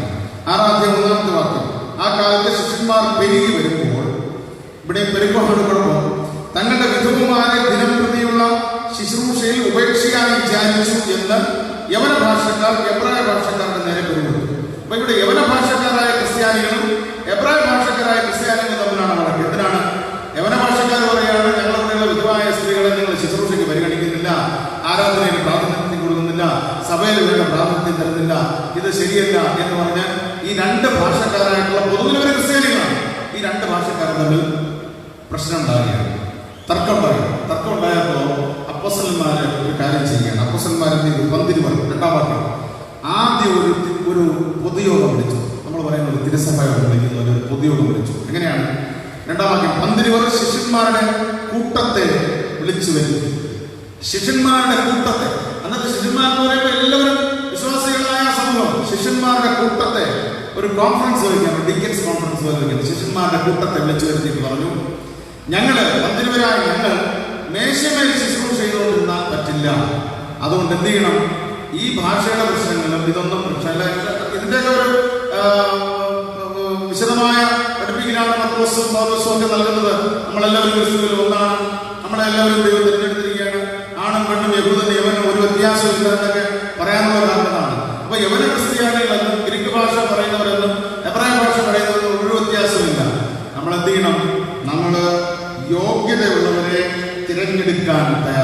യോഗ്യതയുള്ളവരെ തിരഞ്ഞെടുക്കുന്ന ഒരു പരിപാടി അവിടെ ചെയ്യുകയാണ്. മൂന്നാമത്തെ വാക്യം അവിടെ പറയുകയാണ്, ആകയാൽ സഹോദരന്മാരെ, ആത്മാവും ജ്ഞാനവും നിറഞ്ഞ് നല്ല സാക്ഷ്യവുമുള്ള 7 പുരുഷന്മാരെ നിങ്ങൾ തന്നെ തിരഞ്ഞുകൊള്ളും. എല്ലാവരെയും ഒരുമിച്ച് പറയുകയാണ്, ആത്മാവും ജ്ഞാനവുമുള്ള സാക്ഷ്യമുള്ള 7 പേര്. അവിടെ സ്തെഫാനസിനെ കുറിച്ച് 5-ാമത്തെ വാക്യത്തിൽ പറയുന്നത് വിശ്വാസവും പരിശുദ്ധാത്മാവും നിറഞ്ഞവനുമായ സ്തെഫാനസാണ്. അപ്പോൾ യോഗ്യതയുള്ളവരെ മേശമേൽ ദൈവിക ശുശ്രൂഷകൾക്കായി, ആലയത്തിലെ ശുശ്രൂഷകൾക്കായി പ്രത്യേകമായി തിരഞ്ഞെടുത്തു എന്ന് കാണാനായിട്ട് സാധിക്കും. തിരഞ്ഞെടുത്തിട്ട് ഈ അപ്പോസ്തലന്മാരെന്ത് ചെയ്യണം? മാത്രമല്ല, അവർ വീണ്ടും സുവിശേഷ പ്രവർത്തനത്തിനായിട്ട് പല സ്ഥലങ്ങളിലും പോകുന്നു. സഭയിലെ അവിടുത്തെ ആരാധനാ കൂട്ടത്തിന്റെ ശുശ്രൂഷകൾക്കായി 7 പേരെ പ്രത്യേകം തിരഞ്ഞെടുക്കുന്നു എന്ന് നമുക്ക് മനസ്സിലാക്കാനായിട്ട് സാധിക്കും. ഇവിടെ എന്താണ്? ഇത് ശുശ്രൂഷയാണ്. ഇത് ശുശ്രൂഷയുടെ ഭാഗമാണ്. ഇത് ദൈവത്തിന്റെ തിരഞ്ഞെടുപ്പാണ്, ദൈവത്തിന്റെ നിയോഗമാണ് എന്ന് അവരെ ബോധ്യപ്പെടുത്തുകയാണ്. അപ്പൊ ശുശ്രൂഷാ മനോഭാവം അവരുടെ ഓരോരുത്തരുടെയും ജീവിതത്തിൽ വന്നപ്പോൾ, അവരുടെ ഓരോരുത്തരുടെയും ഹൃദയത്തിൽ വന്നപ്പോൾ അവിടെയുള്ള പ്രശ്നങ്ങൾക്കും പരിഹാരമായി. ഇവിടെ ഭാഷ പ്രശ്നമല്ല, ഇവിടെ ജാതി പ്രശ്നമല്ല എന്നുള്ള ഒരു തിരിച്ചറിവ് അവർക്കുണ്ടാവുകയാണ്. ശുശ്രൂഷയ്ക്കാണ് പ്രാധാന്യം എന്നുള്ള ഒരു വാസ്തവമായ കാര്യത്തെ അവർ തിരിച്ചറിയുകയാണ്, അവർ അംഗീകരിക്കുകയാണ്. യവന ഭാഷ, ഗ്രീക്ക് ഭാഷ സംസാരിക്കുന്ന ക്രിസ്ത്യാനികളും എബ്രായ ഭാഷ സംസാരിക്കുന്ന ക്രിസ്ത്യാനികളും ഇതിൽ വ്യത്യാസമില്ല. നമ്മൾ ക്രിസ്തുവിൽ ഒന്നാണ്. നമ്മൾ ദൈവിക ശുശ്രൂഷയ്ക്കായി വിളിക്കപ്പെട്ടവരാണ്. ശുശ്രൂഷ മനോഭാവം ഉൾക്കൊണ്ട് നമ്മൾ മുന്നോട്ട് പോകണം എന്ന് തീരുമാനിച്ചു. നമ്മുടെ സഭയിലും അങ്ങനെയാണ്, നമ്മുടെ വീട്ടിലും അങ്ങനെയാണ്. ആര് വലുത് ആര് ചെറുത് എന്നുള്ളത് സഭയിലും സമൂഹത്തിലുമൊക്കെ ദൈവത്തിന്റെ ശുശ്രൂഷയ്ക്കായി നമ്മളെല്ലാവരെയും വിവിധ നിലകളിൽ ദൈവം വിളിച്ചിരിക്കുകയാണ്. അത് ഒരുമിച്ച് ചെയ്യുമ്പോഴാണ് അത് അനുഗ്രഹമായി മാറുന്നത്. മൂന്നാമതായി, പ്രബോധനത്തിലൂടെ സംഘർഷം മാറ്റി സമാധാനം സ്ഥാപിക്കാം. പ്രബോധനത്തിലൂടെ ഇവിടെ നമ്മൾ വായിച്ച സുവിശേഷ ഭാഗം മത്തായി എഴുതിയ സുവിശേഷം 20-ാം അധ്യായം 1 മുതൽ 16 വരെയുള്ള വാക്കുകളിൽ സ്വർഗരാജ്യത്തെ സംബന്ധിക്കുന്ന ഒരു നല്ല ഉപമയാണ് യേശു കർത്താവ് പഠിപ്പിക്കുന്നത്. ഈ ഉപമ നമുക്കെല്ലാവർക്കും അറിയാം. ഇവിടെ ഒരു ഉടമസ്ഥനെയാണ് കാണുന്നത്. ഈ വീട്ടുടമൻ പുലർച്ചയ്ക്ക് എഴുന്നേറ്റ് തന്റെ മുന്തിരിത്തോട്ടത്തിൽ ജോലിക്ക് വേണ്ടി ആളെ തപ്പി നടക്കുകയാണ്. പുലർച്ചയ്ക്ക് എഴുന്നേറ്റ് 12 മണിക്കൂർ ജോലിയാണ് ഇവിടെ കാണുന്നത്, 6 to 6. അപ്പൊ പുലർച്ചയ്ക്ക് എഴുന്നേറ്റ് ജോലിക്ക് ആയി ആളെ അന്വേഷിക്കുമ്പോൾ കുറച്ചുപേരെ കിട്ടി. അവർ 6 മണിയാകുമ്പോൾ ജോലി ചെയ്യുകയാണ്. അപ്പൊ നേരത്തെ പറഞ്ഞിരുന്നവരായിരിക്കാം. അത് കഴിഞ്ഞ് ഈ വീട്ടുടമസ്ഥൻ എന്ത് ചെയ്യുകയാണ്? അങ്ങോട്ട് ചന്തയിൽ മറ്റു സ്ഥലങ്ങളിലൊക്കെ ചെന്ന് നോക്കിയപ്പോൾ, അതായത് 7-ാം മണി നേരത്തും 9-ാം മണി നേരത്തും എന്നൊക്കെ, 3-ാം മണി നേരത്തും 6-ാം മണി നേരത്തും എന്നാണ് അവിടെ പറഞ്ഞിരിക്കുന്നത്. 6-ാം മണി നേരത്തും 9-ാം മണി നേരത്തും. 3-ാം മണി നേരത്ത് പോയപ്പോൾ കുറച്ചുപേർ നിൽക്കുന്നുണ്ടോ, എന്തിനാണ് മെനക്കെട്ട് നിൽക്കുന്നതെന്ന് ചോദിച്ചു. നിങ്ങൾക്ക് ന്യായമായത് തരാം എന്ന് പറഞ്ഞ് മുന്തിരിത്തോട്ടത്തിൽ അയച്ചു. 6-ാം മണി നേരത്തും 9-ാം മണി നേരത്തും അങ്ങനെ ചെന്നു. 11-ാം മണി നേരത്തും ചെന്നു. ഈ മണിക്കണക്ക് ഞാൻ പലപ്പോഴും സൂചിപ്പിച്ചിട്ടുണ്ട്. 3-ാം മണി നേരത്തെ എന്ന് പറഞ്ഞാൽ നമ്മുടെ രാവിലെ 9 മണിയാണ്. 6-ാം മണി നേരം എന്ന് പറഞ്ഞാൽ നമ്മുടെ ഉച്ച സമയമാണ്, 12 മണി. 9-ാം മണി നേരം എന്ന് പറഞ്ഞാൽ നമ്മുടെ വൈകുന്നേരം 3 മണിയാണ്. 11-ാം മണി നേരം എന്ന് പറഞ്ഞാൽ നമ്മുടെ വൈകുന്നേരം 5 മണി എന്ന് പറഞ്ഞാൽ പിന്നെ ജോലി ചെയ്യാൻ 1 മണിക്കൂറേ ഉള്ളൂ. അപ്പോൾ വൈകുന്നേരം 5 മണിക്കും ചെന്ന് മെനക്കെട്ട് നിൽക്കുന്നവരുടെ എന്തിനാണ് നിങ്ങളിവിടെ മെനക്കെട്ട് നിൽക്കുന്നത് എന്ന് ചോദിച്ചു. പറഞ്ഞു, ഞങ്ങളെ കൂലിക്ക് ആരും വിളിച്ചില്ല, ഞങ്ങളെ ജോലിക്ക് ആരും വിളിച്ചില്ല എന്നുള്ള മറുപടിയാണ് അവർക്ക് കിട്ടുന്നത്. അപ്പോൾ പല ജോലിക്കായി കാത്തുനിന്നവർ, അത് അവർക്ക് ജീവിതമാർഗമാണ്. ഓരോ വെള്ളിക്കാശാണ് അവർക്ക് പറഞ്ഞത്. ഈ ഒരു വെള്ളിക്കാശ് ഒരു കുടുംബത്തിന്റെ ജീവിതമാർഗമാണ്, ഒരു കുടുംബത്തിന്റെ വരുമാനമാണ്, ആ കുടുംബത്തിന്റെ നിലനിൽപ്പാണ് ഈ ജീവിതം, ഈ ഓരോ വെള്ളിക്കാശ് എന്ന് പറയുന്നത്. പക്ഷേ പല സമയത്തായി അവസരം നൽകിയ യജമാനൻ, ആ വീട്ടുടമസ്ഥനെ നമുക്ക് കാണാം. ആ വീട്ടുടമസ്ഥന്റെ സ്നേഹവും കരുതലും മറ്റുള്ളവരോടുള്ള ആ കാഴ്ചപ്പാട് പ്രധാനമാണ്. അവരെ കൈക്കൊള്ളാനും സ്വീകരിക്കാനും ഒക്കെ ഈ വീട്ടുടമസ്ഥൻ തയ്യാറായി വരുന്നതാണ്. അത് നമ്മൾ മനസ്സിലാക്കണം. 5-ാം മണി നേരത്തും ജോലിക്ക് ആളെ വിളിക്കാൻ അവനും അത്താഴപുഷ്ടിക്കാരാണ്, അല്ലെങ്കിൽ അവനും എന്തെങ്കിലും പൈസ കിട്ടി അവന്റെ കുടുംബവും രക്ഷപ്പെടാനുള്ളതാണ്, അവന്റെ മക്കൾക്ക് കഞ്ഞി പിടിക്കാനുള്ളതാണ്. ഇങ്ങനെയൊക്കെയുള്ള കുറെ തിരിച്ചറിവുകൾ, ഇങ്ങനെയൊക്കെയുള്ള കുറെ ബോധ്യങ്ങളായി വീട്ടുടമസ്ഥന് നിശ്ചയമായി ഉണ്ടായിരിക്കണം. അതുകൊണ്ട് അല്ലാതെ മുന്തിരിത്തോട്ടത്തിൽ ഒരുപാട് പണിയാൻ പറ്റുമെന്ന് വിചാരിച്ചിട്ട് മാത്രമല്ല. അതുകൊണ്ടാണ് വൈകുന്നേരം 5 മണിക്ക് ചെന്ന് 1 മണിക്കൂർ നേരത്തേക്ക് വേണ്ടി ജോലിക്ക് ആളെ വിളിക്കുന്നത്. രാവിലെ 6 മണിക്ക് വിളിച്ചു വരുന്നതുകൊണ്ട് വൈകിട്ട് 5 മണിക്ക് ജോലിക്ക് വിളിച്ചു വരുന്നത്. ഇനി അടുത്ത് നമ്മൾ കാണുന്നത് ഈ വീട്ടുടമസ്ഥൻ പറയുകയാണ്, കൂലി കൊടുക്കുമ്പോൾ പിമ്പന്മാർ തുടങ്ങി കൂലി കൊടുക്കും. പിമ്പന്മാർ എന്ന് പറഞ്ഞാൽ ആദ്യം കൂലി കൊടുക്കേണ്ട ആർക്കാണ്? 5 മണിക്ക് വന്നവന് ആദ്യം കൂലി. നമുക്ക് നമ്മുടെ യുക്തിയിലും സാധാരണ നിലയ്ക്ക് ചിന്തിച്ചാൽ ഇത് ന്യായമല്ല. 5 മണിക്ക് വന്നവന് ആദ്യം കൂലി കൊടുക്കും. അപ്പൊ 5 മണിക്ക് വന്നവനെ ആദ്യം വിളിക്കുകയാണ്. വിളിച്ചപ്പോൾ അവന് 1 വെള്ളിക്കാശ് കൊടുക്കുകയാണ്. അപ്പൊ 5 മണിക്ക് വന്നവന് 1 വെള്ളിക്കാശ് കിട്ടിയപ്പോ 6 മണിക്ക് ജോലിക്ക് പറയുന്നുണ്ട്, അല്ലെങ്കിൽ അടുത്ത വരിയിൽ നിന്നുകൊണ്ട് പറയാൻ ചിന്തിക്കുകയാണ്, രക്ഷപ്പെട്ടു. അവൻ 5 മണിക്ക് വന്നവൻ എത്ര കൊടുത്തു? 1 വെള്ളിക്കാശ്. അങ്ങനെയാണ് എനിക്ക് 2, 3, 5 വരെ ചിലപ്പോൾ 5 വെള്ളിക്കാശ് തന്നെ ചിലപ്പോൾ എനിക്ക് കിട്ടിയെന്നിരിക്കാം. ഇത് അവന്റെ ആഗ്രഹമാണ്, അവന്റെ പ്രതീക്ഷയാണ്, അവന്റെ ചിന്തയാണ്, അവന്റെ തീരുമാനമാണ്. പക്ഷെ ഇങ്ങനെ കൂലി കൊടുത്തു വന്നപ്പോൾ ഈ രാവിലെ 6 മണിക്ക് വന്നവന് എന്തോന്ന് കൊടുത്തു? 1 വെള്ളിക്കാശ്. അത് അവർക്ക് ഇഷ്ടപ്പെട്ടില്ല. അവൻ അതിലൊരാള് 1-2 പേര് പ്രതികരിച്ചപ്പോൾ വീട്ടുടമസ്ഥൻ അതിൽ ഒരുത്തനോട് പറഞ്ഞു, സ്നേഹിത. അവനെ വിളിക്കുന്ന ആദ്യത്തെ വാക്കിനാണ് സ്നേഹിത. വളരെ വളരെ സ്നേഹത്തോടുകൂടെ വളരെ പ്രശ്നങ്ങളെ മാറ്റാനായി പ്രബോധിപ്പിക്കുകയാണ്. അവനോട് പറയാണ്, സ്നേഹിത, രാവിലെ നിന്ന് ജോലിക്ക് വിളിച്ചപ്പോൾ എന്ത് പറഞ്ഞു? നീ 1 വെള്ളിക്കാശിനാണ് നീ പറഞ്ഞൊത്തിട്ട് ഇവിടെ ജോലിക്ക് വന്നു. നിനക്കുള്ള 1 വെള്ളിക്കാശ് തന്നു.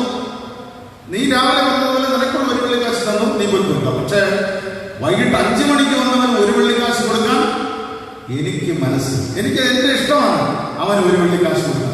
ഇത് ഇന്ന് ഈ മാധ്യമ സംസ്കാരവും മറ്റു കാര്യങ്ങളൊക്കെ പലതും ചർച്ച ചെയ്യുന്നതാണ്. നമ്മൾ ഇപ്പോൾ എല്ലാം കാണുകയാണ്. നമ്മുടെ ചുറ്റിലുള്ള കുറെ കാര്യങ്ങൾ നമ്മൾ കാണും. ഓരോരുത്തർക്കും ഓരോ ഇന്ന ആളുകൾ, പ്രത്യേകിച്ച് നമ്മുടെ അച്ഛന്മാരെ കുറിച്ചും ആളുകൾക്ക് ഇതാണ് ഒരു പ്രതീക്ഷയാണ്. ഇങ്ങനെ ചെയ്യാവും, ഇങ്ങനെ പാടില്ല. ഞാൻ തന്നെ മുമ്പ് ചിന്തിച്ചിട്ടുള്ള ഒരാളാണ്. ഞാൻ അതിവിടെ പറഞ്ഞിട്ടുണ്ട്. മുമ്പ് ഒരച്ഛൻ്റെ വീട്ടിൽ ഒരു 1998 ഒരു മിഷൻ വീട്ടിൽ വന്നപ്പോൾ അവിടെ ചെന്നപ്പോൾ അവിടെ കേബിൾ TV ചാനലിൽ ഇങ്ങനെ കേബിൾ കണ്ടുകൊണ്ടിരിക്കുകയാണ്. അവിടെ എനിക്ക് അതിശയമായി, അച്ഛൻ്റെ വീട്ടിൽ കേബിളോ എന്ന് ചിന്തിച്ചിട്ട് ഞാൻ വീട്ടിൽ വന്ന് എനിക്ക് 2 സുഹൃത്തുക്കളെന്ന് പറഞ്ഞു, ചാണി പള്ളിയിൽ ഇരിക്കുന്ന അച്ഛൻ്റെ വീട്ടിൽ കേബിൾ TV ഉണ്ട്. ഭയങ്കര സംഭവമായിട്ടാണ് ഞാൻ പറഞ്ഞത്. അപ്പൊ നമുക്ക് ഓരോ ചിന്തകളുണ്ട്. എന്റെ അയൽവാസി ഇങ്ങനെയൊക്കെ ജീവിക്കാവും, ഇങ്ങനെയൊക്കെ ചിന്തിക്കാവും.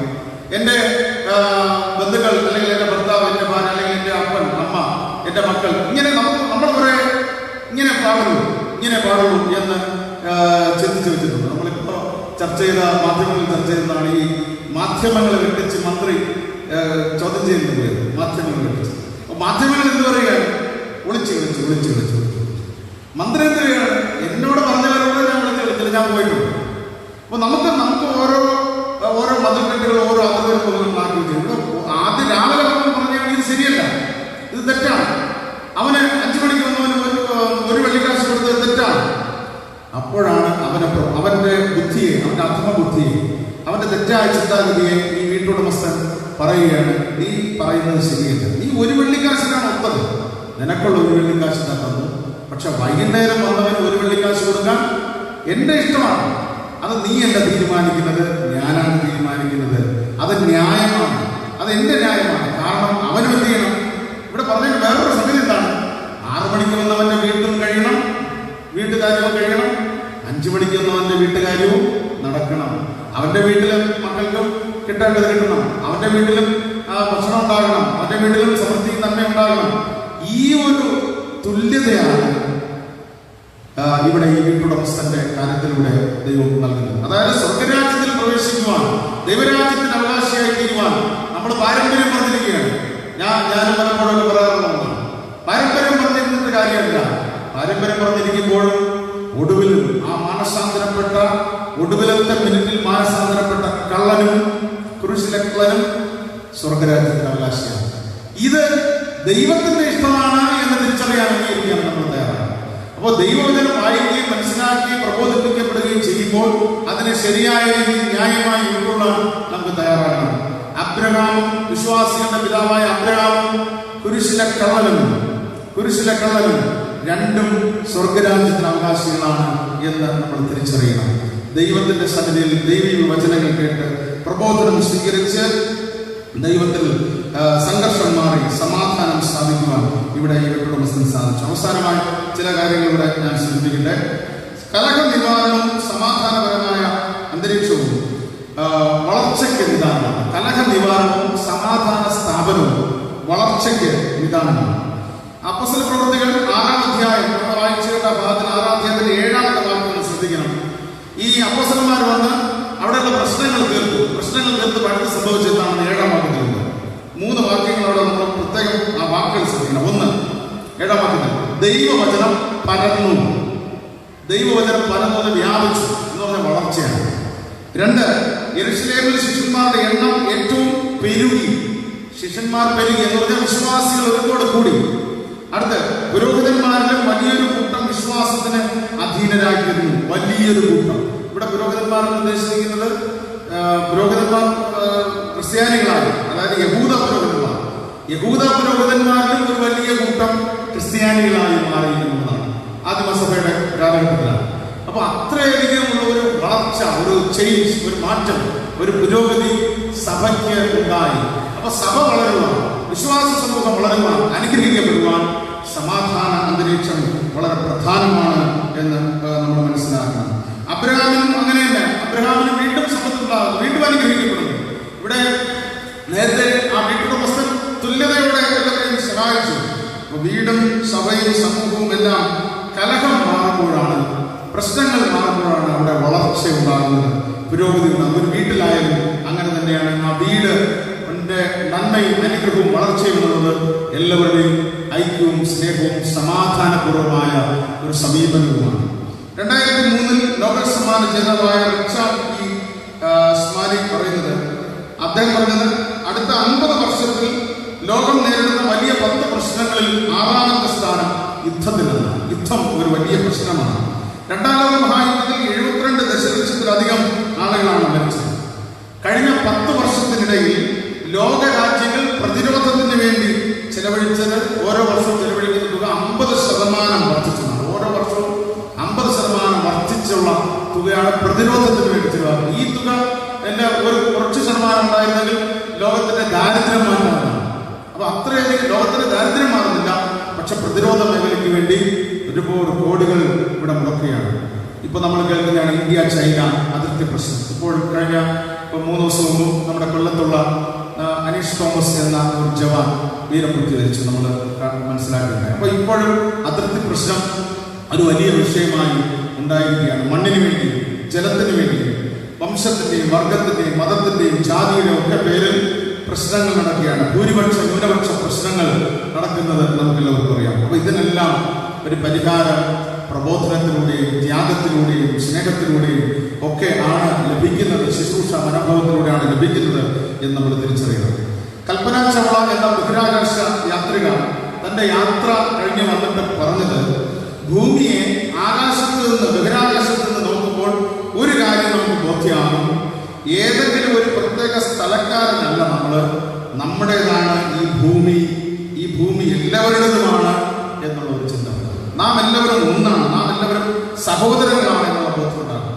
ദൂരത്ത് നിന്ന് ഭൂമിയെ കണ്ടപ്പോൾ ഞാനിവിടെ ആലപ്പുഴക്കാരനാണ്, നെല്ലിപ്പുഴക്കാരനാണ്, ഞാൻ ഇന്ത്യക്കാരനാണ്, ഞാൻ പാകിസ്ഥാൻകാരനെന്നല്ല, ഞാൻ എൻ്റെ ഭൂമിയാണിത്, ഞാൻ ഈ ഭൂമിയിലെ ഒരു അംഗമാണ്, ഈ ഭൂമിയിലുള്ള എല്ലാവരും എൻ്റെ സഹോദരങ്ങളാണെന്നുള്ള ചിന്ത ഉണ്ടായി എന്നാണ് കൽപ്പന ചൗള പറഞ്ഞിരുന്നത്.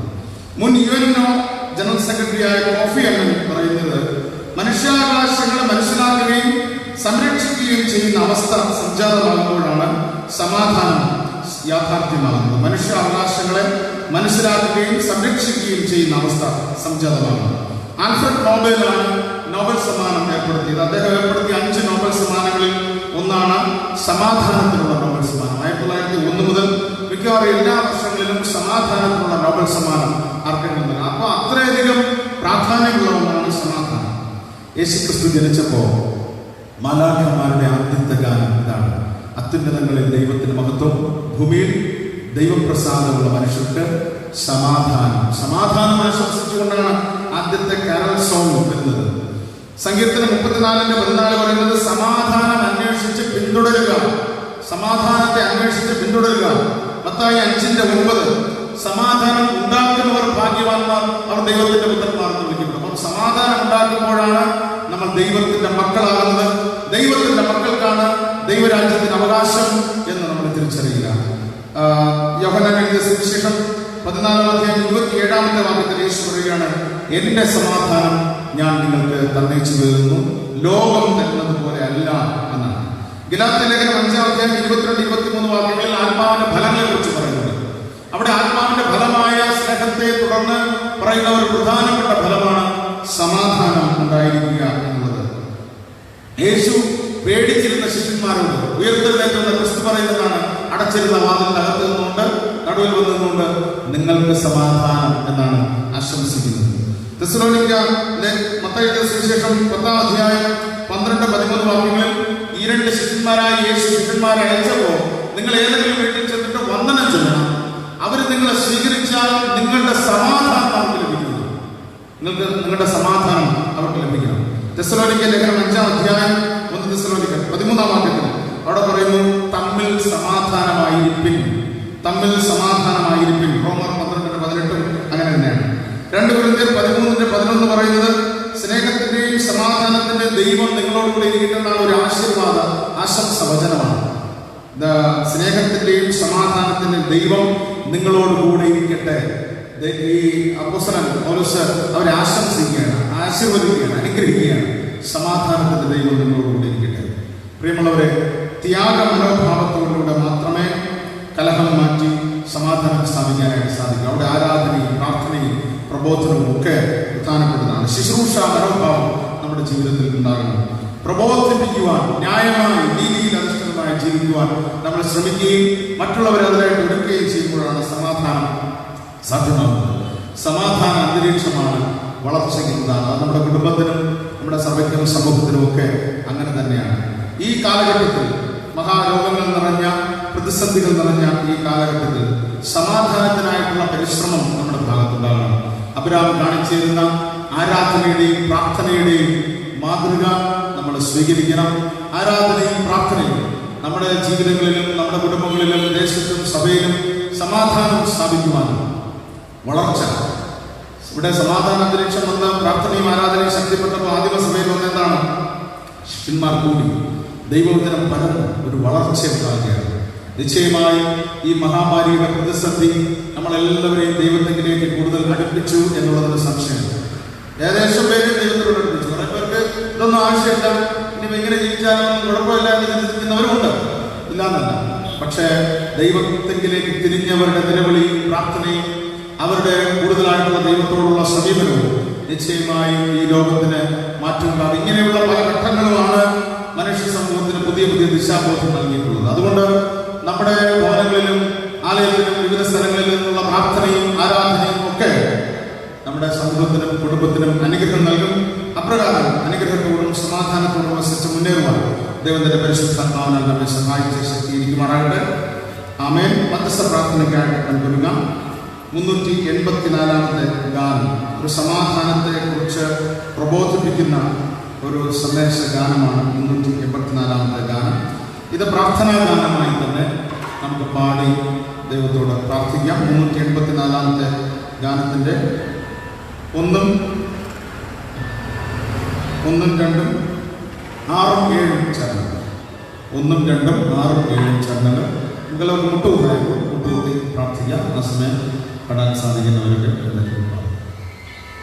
Yeah.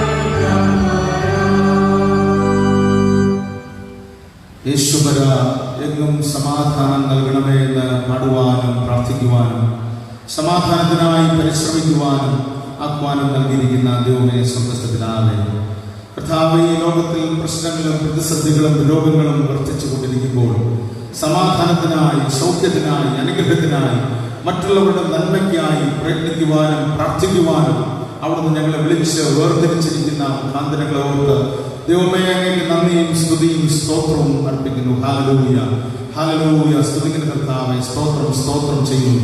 ഞങ്ങളുടെ കുടുംബങ്ങളെ, സഭയെ, ദേശത്തെ എല്ലാം ദൈവസന്നിധിയിൽ സമർപ്പിച്ചുകൊണ്ട് പ്രാർത്ഥിക്കുന്നു.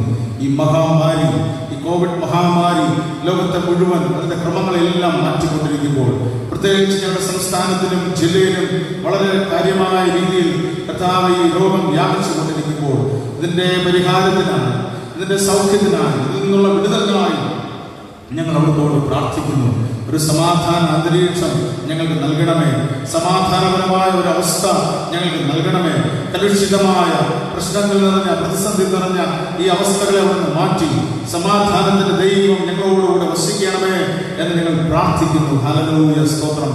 അബ്രഹാം ദൈവത്തെ ആരാധിക്കുകയും പ്രാർത്ഥിക്കുകയും ചെയ്ത് സമാധാനം സ്ഥാപിക്കാനായിട്ട് പരിശ്രമിച്ചതുപോലെ ശുശ്രൂഷ മനോഭാവത്തോടെ പ്രബോധനങ്ങൾ സ്വീകരിച്ചുകൊണ്ട് ആദിമ സഭയിൽ സമാധാനം കൈവന്നതുപോലെ കർത്താവേ, ഞങ്ങളുടെ ജീവിതങ്ങളിലും കുടുംബങ്ങളിലും ഞങ്ങൾ ഈ ശുശ്രൂഷ മനോഭാവം സ്വീകരിച്ചുകൊണ്ട്, ത്യജിക്കാനുള്ള മനോഭാവം സ്വീകരിച്ചുകൊണ്ട്, മറ്റുള്ളവരെ പ്രബോധിപ്പിച്ചുകൊണ്ട്, ഞങ്ങൾ തന്നെ പ്രബോധനം ഉൾക്കൊണ്ടുകൊണ്ട് കർത്താവേ, സമാധാന സ്ഥാപകരാകുവാൻ, പ്രാർത്ഥനയോടെ, ആരാധനയോടെ, ഐക്യത്തോടെ മുന്നേറുവാൻ അവിടുത്തെ പരിശുദ്ധാത്മാവിൽ ഞങ്ങളെ സഹായിക്കണമേ എന്ന് പ്രാർത്ഥിക്കുന്നു. അതിനായിട്ട് ഞങ്ങളുടെ സഭയെ അവിടുന്ന് ശക്തീകരിക്കണമേ. ദേശത്തെ അവിടുന്ന് സഹായിക്കണമേ. എല്ലാ ക്ഷുദ്ര പ്രവർത്തനങ്ങളിൽ നിന്ന് അവിടുന്ന് വിടുവിക്കണമേ എന്ന് പ്രാർത്ഥിക്കുന്നു. സമാധാന അന്തരീക്ഷത്തെ തുരങ്കം വയ്ക്കുന്ന എല്ലാ ശക്തികളിൽ നിന്നും, എല്ലാ ദുഷ്ടാത്മ ബന്ധനങ്ങളിൽ നിന്നും, എല്ലാ പൈശാചിക പോരാട്ടങ്ങളിൽ നിന്നും, എല്ലാ ശത്രുവിന്റെ കടികളിൽ നിന്നും അവിടുന്ന് വിടുവിക്കണമേ എന്ന് പ്രാർത്ഥിക്കുന്നു. പ്രത്യേകിച്ച് ഞങ്ങളുടെ രാഷ്ട്രത്തിനായി പ്രാർത്ഥിക്കുന്നു. ഞങ്ങളുടെ രാജ്യത്തെ അവിടുന്ന് അനുഗ്രഹിക്കണമേ. അതിർത്തി പ്രശ്നങ്ങൾക്ക് പരിഹാരം അവിടെ നൽകണമേ എന്ന് പ്രാർത്ഥിക്കുന്നു. രോഗബന്ധനങ്ങളിൽ നിന്ന്, മഹാമാരികളിൽ നിന്നുള്ള സൗഖ്യം നൽകണമേ. സൗഖ്യത്തിനായിട്ടുള്ള എല്ലാ പരിശ്രമങ്ങളെയും അവിടുന്ന് അനുഗ്രഹിക്കണമേ. ഡോക്ടേഴ്സിനായി, നഴ്സുമാർക്കായി, ആരോഗ്യ പ്രവർത്തകർക്കായി, പോലീസ് ഉദ്യോഗസ്ഥർക്കായിട്ടൊക്കെ ഞങ്ങൾ പ്രാർത്ഥിക്കുന്നു. അവർ കർത്താവെ, അവരെല്ലാം അവിടുന്ന് ശക്തീകരിക്കണമേ, ബലപ്പെടുത്തണമേ. ഓരോരുത്തരും കർത്താവെ, ഞങ്ങൾ ഈ സമൂഹത്തിൽ ചെയ്യേണ്ടുന്ന ഉത്തരവാദിത്വം തിരിച്ചറിഞ്ഞുകൊണ്ട് ഞങ്ങൾ ബോധത്തോടുകൂടെ പ്രവർത്തിക്കുവാൻ അവിടുന്ന് സഹായിക്കണമേ എന്ന് പ്രാർത്ഥിക്കുന്നു. കരുതലോടെ ജീവിക്കുവാൻ, സുരക്ഷിതത്തോടുകൂടെ ജീവിക്കുവാൻ, നിർദ്ദേശങ്ങൾ പാലിക്കുവാൻ അവിടുന്ന് എല്ലാവരെയും അവിടുന്ന് സഹായിക്കണമേ.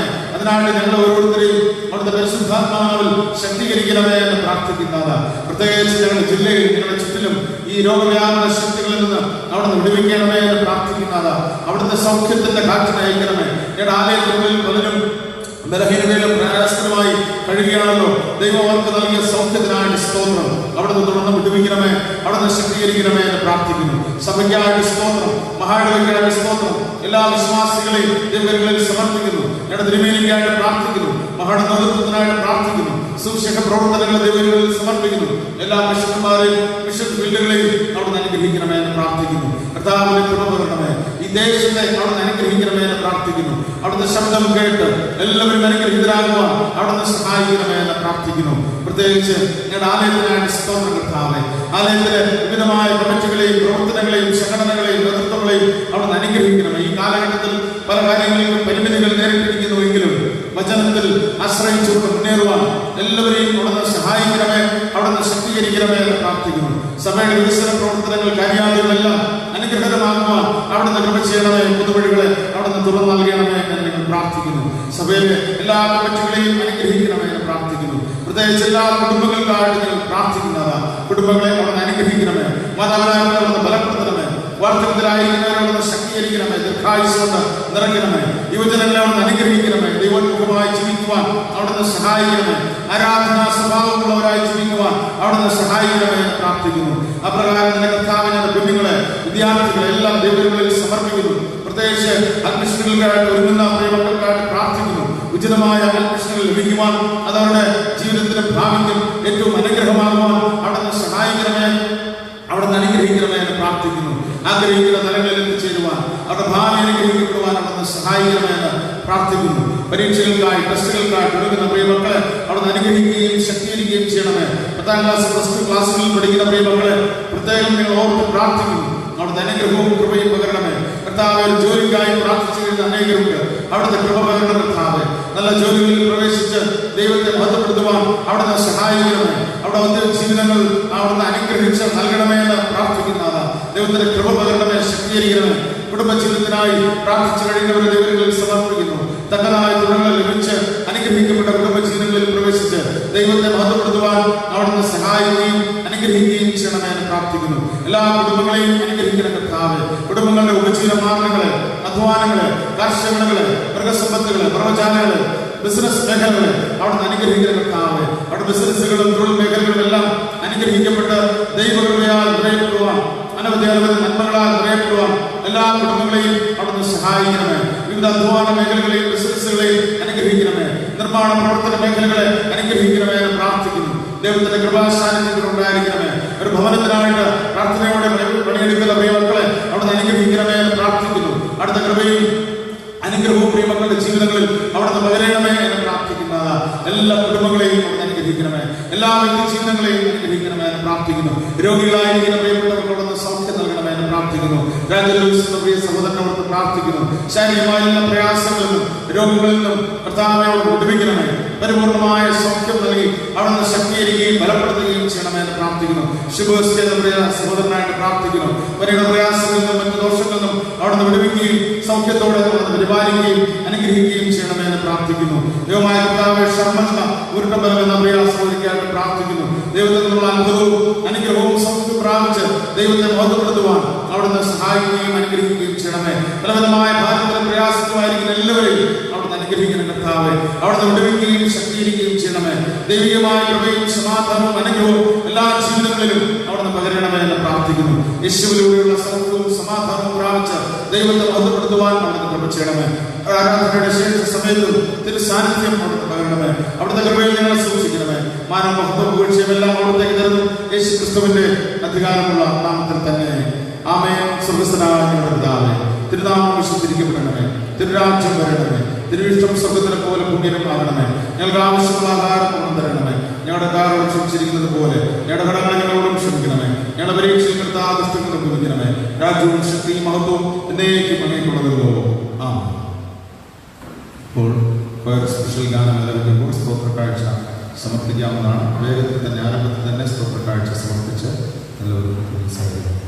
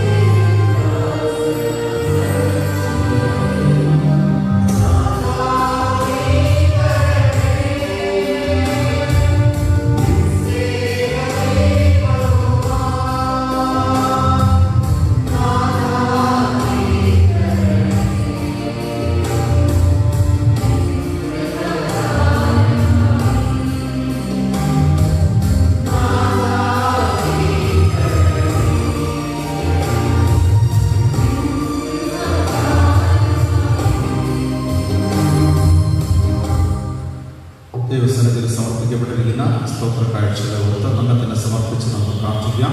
പ്രാർത്ഥന ഞാൻ എല്ലാവർക്കും എഴുതുന്നത്. എല്ലാ അനുഗ്രഹങ്ങളുടെയും നന്മകളുടെയും ദാതാവായിരിക്കുന്ന ദൈവമേ, സുഖസ്ഥിരനാവേ, തിരുവാലയത്തിൽ വരാതെ അവിടെ നൽകിയിട്ടുള്ള നന്മകളിൽ നിന്നും അനുഗ്രഹങ്ങളിൽ നിന്നും കാണിക്കകളും കാഴ്ച നേർച്ചകളും അർപ്പിക്കുവാൻ ഈ വിശുദ്ധ ദിവസത്തിൽ ഞങ്ങളെ അവിടുന്ന് സഹായിച്ചിരിക്കൽ സ്തോത്രം. ദൈവസന്നിധിയിൽ സമർപ്പിക്കപ്പെട്ടിരിക്കുന്ന കാഴ്ച അവിടുന്ന് സ്വീകരിക്കണം. എല്ലാ സമർപ്പണങ്ങളെയും അവിടുന്ന് അനുഗ്രഹിക്കുകയും അധികം നന്മകളാൽ നിറയ്ക്കുകയും ചെയ്യണമേ എന്ന് പ്രാർത്ഥിക്കുന്നു. കൂടുതൽ സ്തോത്രത്തോടെ വരുവാൻ അവിടുന്ന് സഹായിക്കണമേ.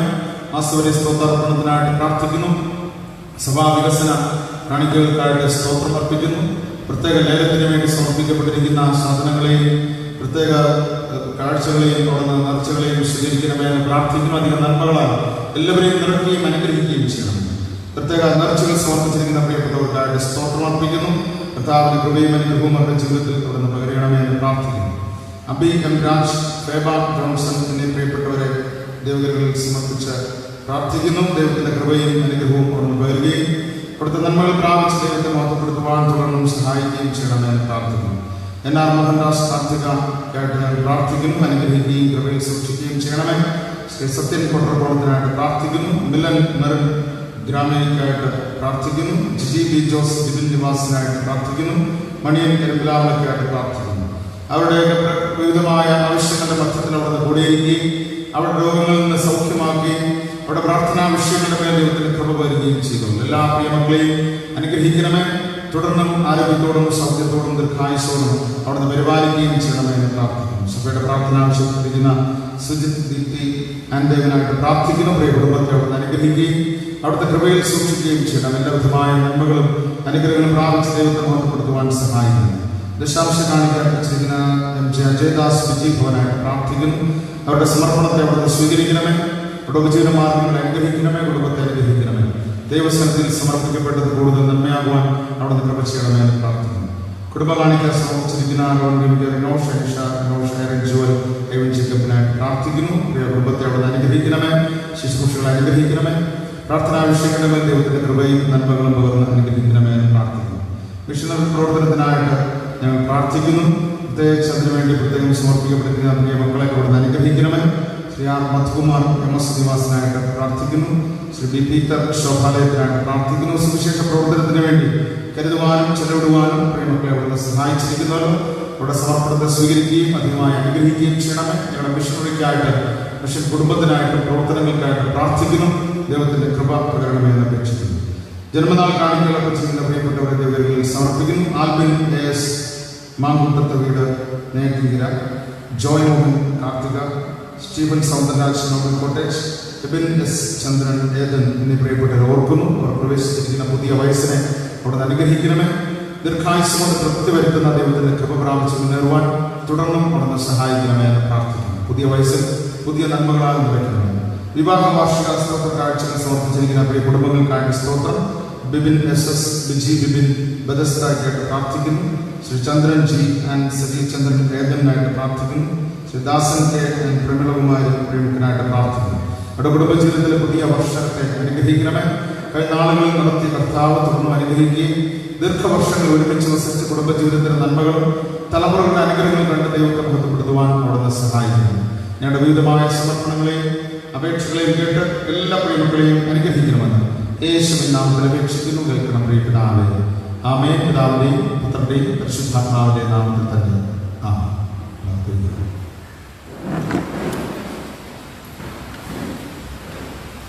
അറിയിപ്പുകളായിട്ടും മറ്റ് പ്രത്യേക കാര്യങ്ങളായിട്ടും നിങ്ങളെ അറിയിക്കുവാനുള്ളത്, ഇന്ന് ആരാധനയ്ക്ക് ശേഷം കഴിഞ്ഞ ആഴ്ചകളിൽ സൂചിപ്പിച്ചിരുന്നതുപോലെ എല്ലാ തരത്തിലുമുള്ള പ്രത്യേക കമ്മിറ്റികളെല്ലാം തന്നെ ഉണ്ടായിരിക്കും.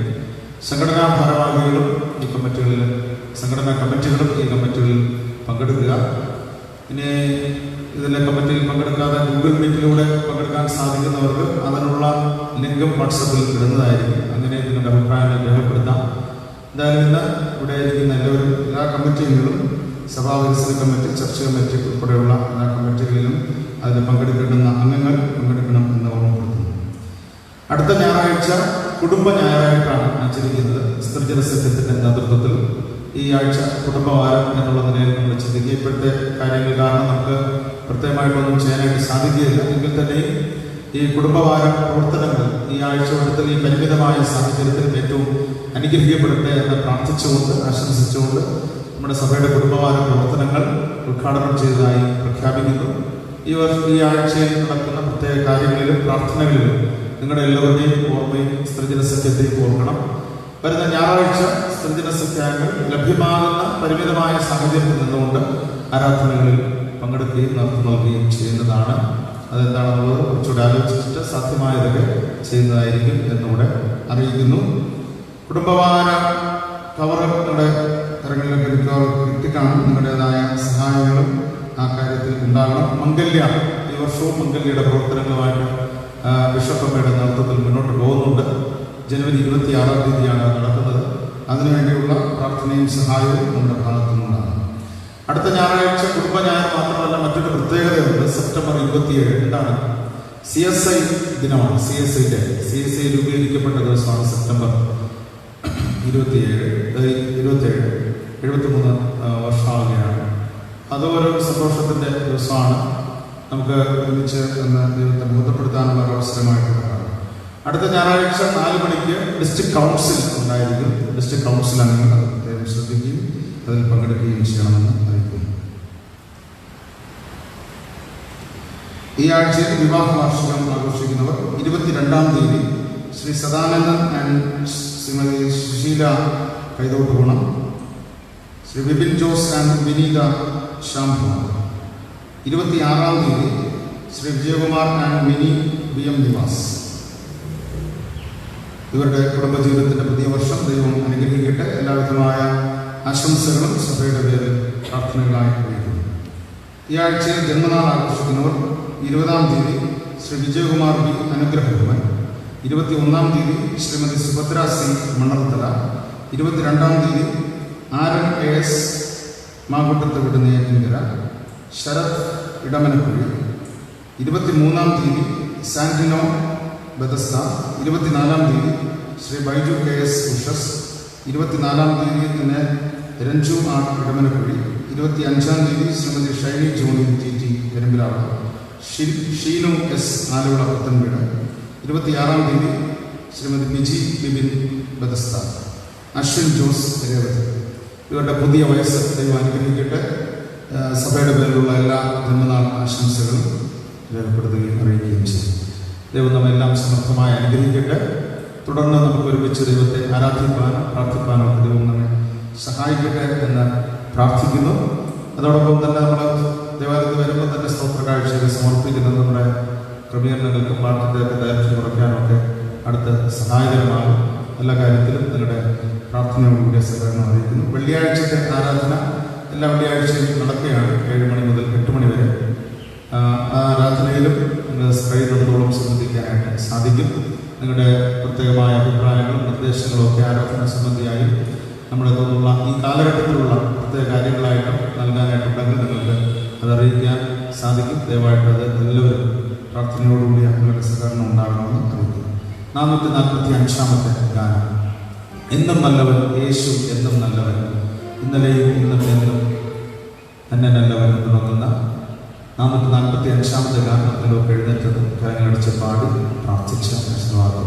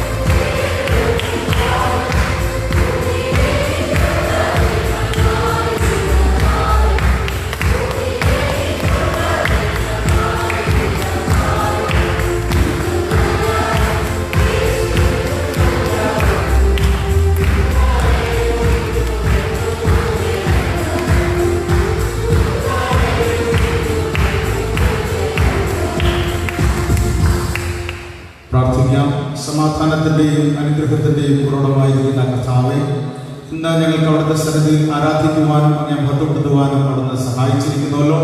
ഞങ്ങളുടെ സമർപ്പണങ്ങളെ അവിടുന്ന് സ്വീകരിച്ച് ഞങ്ങളെ അനുഗ്രഹിക്കണമേ.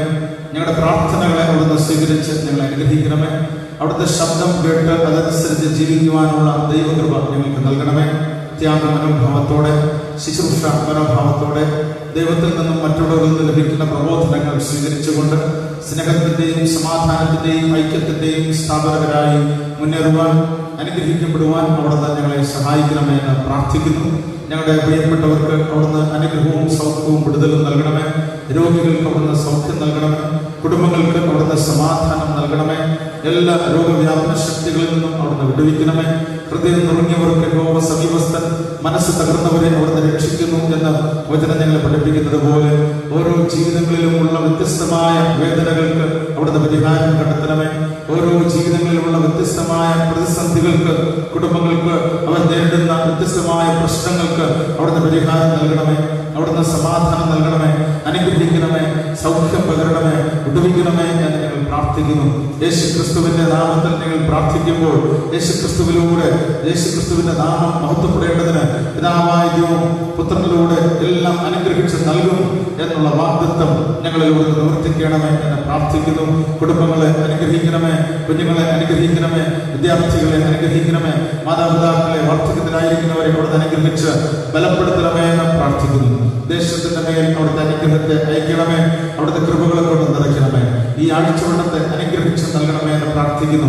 ദൈവമായ കർത്താവേ, ഈ ആഴ്ചയിലുള്ള ഞങ്ങളുടെ യാത്രകൾ, പ്രവർത്തനങ്ങൾ, അധ്വാനങ്ങൾ എല്ലാം അനുഗ്രഹിക്കപ്പെടുവാൻ ദൈവികമായ സൗഖ്യവും സമാധാനവും പ്രാപിച്ചുകൊണ്ട് സന്തോഷത്തോടും നന്ദിയോടുകൂടെ വീണ്ടും അവിടുത്തെ സന്നിധിയിൽ കടന്നു വന്ന് ദൈവത്തിന് സ്തോത്രം കരയറ്റുവാൻ അവിടുന്ന് കൃപ ചെയ്യണമേ. അവിടുത്തെ പരിശുദ്ധാത്മാവിൽ ഞങ്ങളെ ശക്തീകരിച്ച് അനുഗ്രഹിക്കണമേ. അവിടുത്തെ കൃപയാൽ ഞങ്ങൾ എല്ലാവരെയും നിറയ്ക്കണമേ. സകലമാനവും മഹത്വവും പുകഴ്ചയും എല്ലാം അവിടത്തേക്ക് തരുന്നു. യേശു ക്രിസ്തുവിന്റെ ധന്യമുള്ള നാമത്തിൽ തന്നെ ആമേൻ. ആശീർവാദം. സമാധാനത്തോടെ ലോകത്തിലേക്ക് പുറപ്പെട്ടു പോകുവിൻ. ധൈര്യപ്പെടുവിൻ. തീയതിനെ വെറുത്ത് നല്ലതിനെ മുറുകപ്പെടുവിൻ. ആർക്കും തിന്മയ്ക്ക് പകരം തിന്മ ചെയ്യാതെ തമ്മിലും എല്ലാവർക്കും എപ്പോഴും നന്മ ചെയ്യും. ഉൾക്കത്തില്ലാത്തവരെ ധൈര്യപ്പെടുത്തുവിൻ. ബലഹീനരെ താങ്ങുവിൻ. കഷ്ടപ്പെടുന്നവരെ സഹായിക്കും. എല്ലാവരെയും ബഹുമാനിക്കും. പരിശുദ്ധാത്മശക്തിയിൽ ആനന്ദിച്ചുകൊണ്ട് കർത്താവിനെ സ്നേഹിക്കുകയും സേവിക്കുകയും ചെയ്യും. ഇങ്ങനെ പിതാവ്, പുത്ര, പരിശുദ്ധാത്മാവാം ത്രിയേക ദൈവത്തിന്റെ അനുഗ്രഹം നിങ്ങളുടെ ഇടയിൽ ഉണ്ടായി എല്ലായ്പ്പോഴും നിങ്ങളോടുകൂടെ ഇരിക്കുമാറാകട്ടെ.